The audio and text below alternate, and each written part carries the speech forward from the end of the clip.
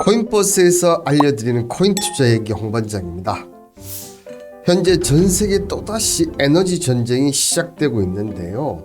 2008년에 발생된 금융위기 리먼 사태에 비유되는 가운데 이번 겨울 유가나 천연가스가 폭등으로 에너지 대란이 올지 지금부터 시작하겠습니다. 먼저 구독과 좋아요 그리고 알람 설정까지 지금 바로 눌러주시면 더 빨리 달려가겠습니다.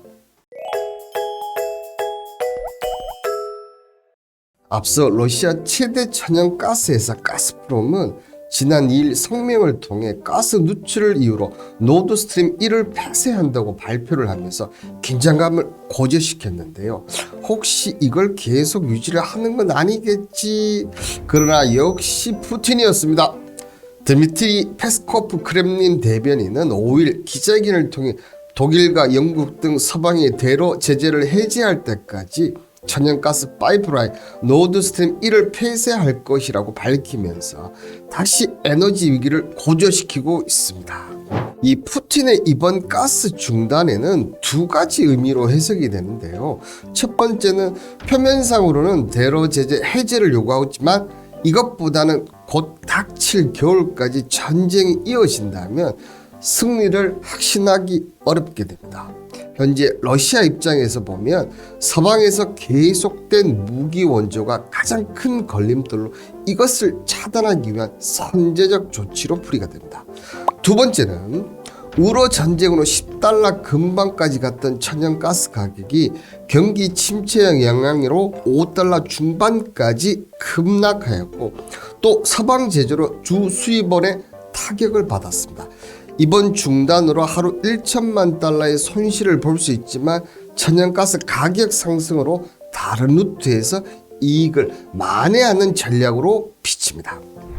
이번 조치로 이전부터 야금야금 오르던 천연가스는 이번 가스 중단 조치로 35% 정도 상승하면서 신고가 경신 이후 현재 조정 국면입니다. $10를 단숨에 넘어설 것으로 보였지만 생각보다는 차분하다고 할까요? 의외로 영향을 크게 받은 것은 달러 유로화. 제가 기억하기로는 유로화가 $1 미만으로 내려간 기억이 없는데요. 그만큼 이번 사태가 유럽 전체에 미치는 파급력이 크다는 것을 알 수 있습니다. 그럼 이번 가스 중단 사태가 과연 올겨울 에너지 대란으로 이어질지는 아직까지는 미지수인데요. 일단 푸틴의 작전이 조금은 먹히는 것 같은데요. 푸틴 러시아 대통령이 유럽으로 보내는 가스 공급을 차단하자 독일과 체코의 일부 주민들이 러시아 제재에 반대하는 시위를 벌이는 모습입니다. 독일어를 사용하는 남성은 시위 참가에 치솟는 가스 요금 때문에 나는 올해 연말까지 일자리를 구하지 못할 것이라고 주장했다. 그러면서 노르드스트림 2 가스관 개통을 허가하지 독일 정부의 결정을 비판하였습니다. 이런 가운데 각급 유럽 정부들은 에너지 위기를 벗어나기 위한 정책들을 펼치고 있는데요. 먼저 유럽 주요국 중 러시아 가스 의존도가 가장 높았던 독일, 일단 가스 수입처를 여러 나라로 다원화해 현재는 노르웨이, 네덜란드, 벨기에 등에서 공급받고 있으며 10월 초 목표치인 85% 가격의 가스량이 충전되었다고 밝혔습니다. 그리고 지난 2월에 비해 러시아 가스 비중이 10% 정도로 줄어든 것으로 집계가 되었습니다. 여기에 올라프 슐츠 총리가 이끄는 독일 연립정부는 18시간에 걸친 협상 끝에 4일 3차 인플레이션 부담 경각 패키지를 대책 발표했는데요. 석유와 천연가스 가격 상승으로 막대한 돈을 벌어들인 에너지 기업들의 행제세를 부과해 서민들에게 650유로를 지원한다는 내용이 주요 골자. 프랑스 파니의 르니세르 장관은 현재 전체 원자로 52기 중 32기가 유지 보수 또는 기술적인 이유로 가동을 중단한 상태인데 이를 전부 재가동하여 가스 저장소의 90.4%를 채우고 러시아 가스 의존도는 17%에서 4%로 줄인다는 내용을 발표했습니다. 마그달레나 안드레슨 스웨덴 총리는 지난 3일 긴급 기자회견을 열고 에너지 기업이 수천억의 유로 긴급 구제 금융을 지원하여 가스 및 전력 가격 급등과 변동성 증가에 적극적인 대응을 하겠다고 밝혔습니다. 앞서 지난달 이탈리아도 에너지 비용 상승으로 위기에 처한 기업 가게를 돕고자 약 170억 규모의 추가 지원 대책을 시행했으며 덴마크, 네덜란드, 노르웨이, 그리스, 스페인, 루마니아, 폴란드 등도 에너지 관련 세금 인하와 보조금 지급 관련 대책을 마련했습니다. 전쟁도 이런 전쟁이 없네요. 지금 보고 있는 표는 유럽 국가별 가스 저장량을 보여주고 있는데요. 이런 중단을 예상하고 유럽 각국은 80% 이상을 목표로 준비를 하고 있었습니다. 역시 경제적에 따라서 차이를 보이고 있지만 80% 이상을 보유를 한다면 풍족하기는 쓸 수 없겠지만 푸틴이 노리는 에너지 대란까지는 이어지지 않는다고 본다면 이번 가스 중단 사태는 결국에는 장기적으로는 러시아에게 독이 될 것으로 판단이 됩니다.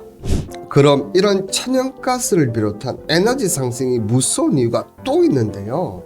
JP 모건으로 발행된 인플레이션 구성 요소에는 금리, 소비자 재정, 달러 인덱스, 에너지 시장 등등으로 구성이 되어 있습니다. 여기서 표를 보시면 가장 비중이 높은 것이 바로 에너지 시장으로 올해 2월 24일부터 시작한 우크라이나 러시아 전쟁으로 시작된 에너지 시장의 폭등이 인플레이션을 계속 상승하게 만들고 그 결과 금리 인상으로 이어졌다는 점이죠. 이 결과 주식시장과 코인시장 같은 투자 상품들은 급락을 하였으며 안전자산으로 몰리면서 달러가 초강세를 연출하는 모습을 보였습니다. 그리고 이번 8월에 열린 잭슨홀 미팅에서 연준 의장인 제롬 파월 의장은 고통을 감수하라고 밝히면서까지 인플레이션을 잡기 위해 총력전을 펼치겠다고 언급하면서 경계심을 보였는데 푸틴이 이렇게 한방 먹였습니다. 특히 이번 금리 인상의 여파를 가장 많이 받은 시장이 바로 암호화폐 시장인데요. 전쟁에도 끄덕없이 버텼지만 연속된 금리 인상 속에 투자 상품 중 가장 높은 하락률을 보인 BTC. 에너지 시장이 계속 상승을 한다면 영향을 계속 받을 수밖에 없겠지만 낙폭이 심한 만큼 안정이 되면 오히려 기회가 될 수도 있습니다. 2년간 4대 국내 암호화폐 거래소 거래량 추이를 보면 업비트 기준으로 연중 최저인 79.7을 기록하고 8월에는 소폭 반등하는 그런 모습을 기록하고 있습니다. 일반적으로 가격이 많이 하락한 가운데 거래량이 바닥을 치는 경우 대세 상승의 시작으로 연결이 되는 경우가 많았습니다. 이런 관점에서 보면 이번 에너지 위기가 마지막 정점을 보여주고 상승의 신호탄이 될 수도 있다고 얘기 드리면서 오늘 방송은 이것으로 마무리하도록 하겠습니다.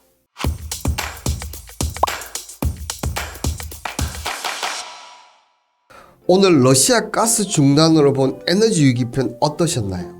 에너지 위기는 분명 인플레이션의 중단 영향을 미치는 요소이지만 유럽 각국은 이미 많은 준비를 하였습니다.